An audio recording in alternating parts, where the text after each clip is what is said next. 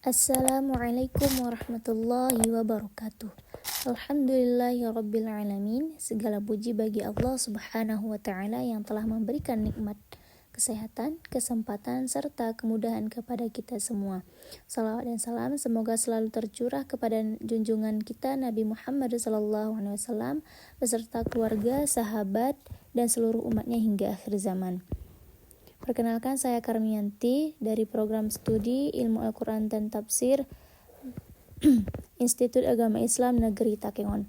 Pada kesempatan kali ini saya akan mempresentasikan makalah yang berjudul Isu Quranic Parenting, Studi Kasus Kisah Nabi Ibrahim dan Kisah Luqmanul Hakim. Pendidikan anak merupakan tanggung jawab utama yang diberikan Allah Subhanahu wa taala kepada setiap orang tua. Keluarga menjadi lingkungan pertama tempat anak belajar, mengenal nilai-nilai kehidupan, baik dari segi moral, sosial maupun spiritual. Dalam Islam, pengasuhan anak tidak hanya bertujuan memenuhi kebutuhan fisik dan emosional, tetapi juga membentuk keimanan dan akhlak yang baik. Oleh karena itu, muncul konsep yang dikenal dengan istilah Quran Parenting, yaitu pola pengasuhan yang berlandaskan nilai-nilai Al-Quran.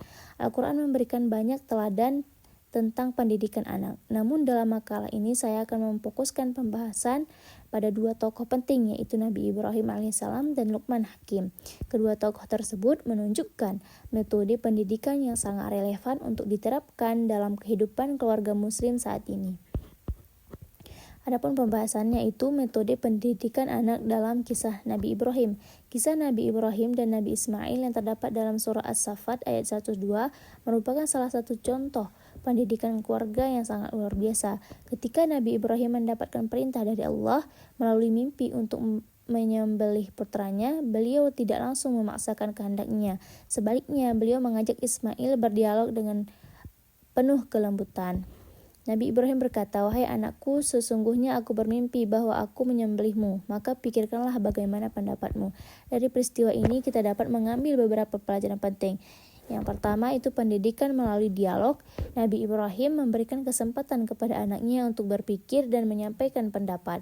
Ini menunjukkan bahwa hubungan antara orang tua dan anak harus dibangun melalui komunikasi yang baik. Kedua yaitu pendidikan melalui keteladanan. Nabi Ibrahim tidak hanya mengajarkan ketaatan kepada Allah melalui perkataan, tetapi juga menunjukkan langsung melalui tindakan dan pengorbanannya. Yang ketiga yaitu penanaman nilai tauhid sejak dini. Jawaban Nabi Ismail yang menerima perintah Allah dengan penuh kesabaran menunjukkan bahwa pendidikan tauhid telah tertanam kuat dalam dirinya. Keempat, pendidikan melalui kesabaran dan kepercayaan. Nabi Ibrahim mempercayai kemampuan anaknya untuk memahami nilai-nilai keimanan yang diajarkan. Dengan demikian, kisah Nabi Ibrahim mengajarkan bahwa pendidikan anak harus dilakukan dengan dialog, keteladanan, kesabaran, dan penguatan tauhid. Pembahasan kedua, konsep pendidikan anak dalam nasihat Luqmanul Hakim. Selain Nabi Ibrahim, Al-Quran juga menampilkan sosok Luqmanul Hakim sebagai pendidikan yang bijaksana. Nasihat Luqman kepada anaknya dalam surah Luqman ayat 12-19 berisi prinsip-prinsip pendidikan yang sangat lengkap. Nasihat pertama adalah penanaman tauhid. Luqman berkata, "Wahai anakku, janganlah engkau mempersekutukan Allah. Sesungguhnya syirik adalah kezaliman yang besar." Ini menunjukkan bahwa pendidikan akidah merupakan fondasi utama dalam pendidikan Islam. Nasihat kedua adalah berbakti kepada kedua orang tua. Anak diajarkan untuk menghormati dan berbuat baik kepada kedua orang tuanya sebagai bentuk penghargaan atas pengorbanan mereka. Nasihat ketiga adalah kesadaran bahwa Allah mengetahui segala perbuatan manusia. Sekecil apapun perbuatan manusia, Allah pasti mengetahuinya. Pendidikan seperti ini menumbuhkan rasa tanggung jawab dan kejujuran dalam diri anak. Adapun nasihat yang keempat adalah mendirikan sholat. Sholat bukan hanya kewajiban ibadah, tetapi juga sarana membentuk disiplin, kesabaran, dan kedekatan Allah. Nasihat kelima adalah amar ma'ruf nahi mungkar, yaitu mengajak kepada kebaikan dan mencegah kemungkaran. Nasihat keenam adalah berakhlak mulia, seperti bersikap rendah hati, tidak sombong, dan berbicara dengan lemah lembut.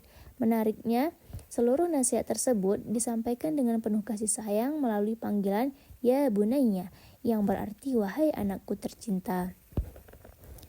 Hal ini menunjukkan bahwa pendidikan yang efektif adalah pendidikan yang dilakukan dengan kelembutan dan kasih sayang. Adapun pembahasan ketiga yaitu komparasi kisah Nabi Ibrahim dan Luqman Hakim. Jika dibandingkan, terdapat beberapa persamaan antara pendidikan Nabi Ibrahim dan Luqman Hakim. Pertama, itu keduanya menjadikan tauhid sebagai dasar pendidikan. Kedua, keduanya menggunakan komunikasi yang baik dengan anaknya. Yang ketiga, yaitu keduanya bertujuan membentuk anak yang beriman, berakhlak mulia, dan bertanggung jawab. Namun, terdapat juga beberapa perbedaan. Nabi Ibrahim lebih menonjolkan pendidikan melalui pengalaman spiritual, keteladanan, dan dialog. Sedangkan Luqmanul Hakim memberikan pendidikan yang lebih sistematis melalui rangkaian nasihat yang mencakup akidah, ibadah, akhlak, dan hubungan sosial. Meskipun berbeda pendekatan, keduanya memiliki tujuan yang sama, yaitu membentuk generasi yang saleh dan bertakwa kepada Allah. Adapun analisis dan relevansi di era modern.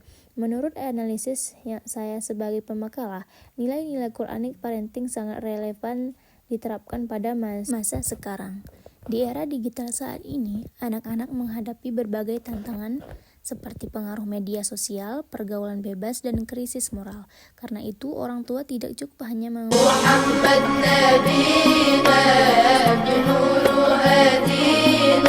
من مكة حبيبي نوره سطع المدينة صلى صلاته حلى بصفاته يا بخت اللي في ظله ماشي يشفع له في مماته محمد نبينا بنوره هدينا من مكة حبيبي نوره. Bukan seorang nabi, namun namanya diabadikan Tuhan dalam Al-Quran karena hikmahnya. Inilah kisah Luqman Al-Hakim tentang cinta seorang ayah melalui nasihat abadi. Sebagai penutup, Luqman bukanlah raja atau penguasa. Beliau adalah hamba yang diberikan al-hikmah, kebijaksanaan luar biasa. Dunia mengenalnya sebagai penasihat terbaik bagi buah hatinya. Nasihat pertamanya adalah fondasi jiwa. Wahai anakku, janganlah engkau mempersekutukan Allah. Sesungguhnya syirik adalah kezaliman yang sangat besar.